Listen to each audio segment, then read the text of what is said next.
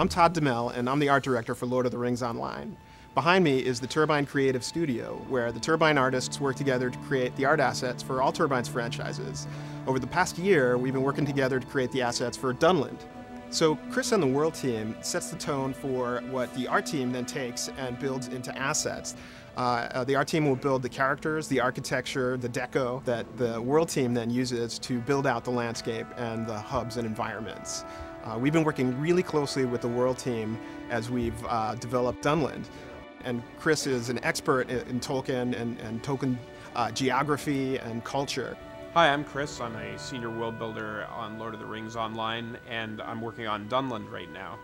We decided to do Dunland because it gives us an opportunity to go behind enemy lines. When Saruman decides to attack Rohan, a lot of his allies come from Dunland, so by developing Dunland it gives us a chance to see where these hillmen come from and what drives them to hate the Rohirrim so much.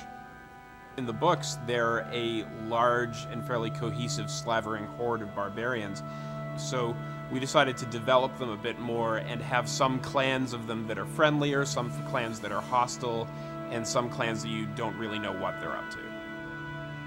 The Dunlanding NPC set is one of the largest sets of NPCs that we've built for Lord of the Rings Online.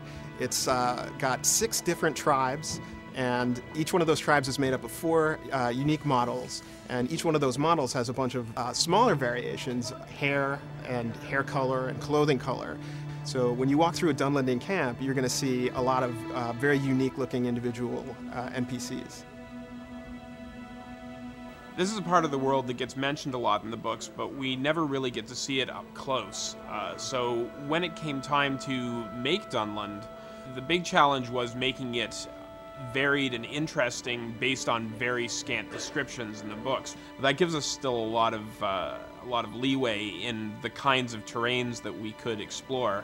So in addition to the craggy hills and woods, we have a large unpleasant bog, a haunted forest that's a remnant of what used to be the much larger woodland that covered most of Middle-earth, and we have a land that's dominated by barrows. All the cultural assets, the characters, the monsters, the architecture, the points of interest. We've had a lot of fun developing all these bit parts of the content, and there's so much in there to discover. I hope you have as much fun exploring Dunland as we've had building it.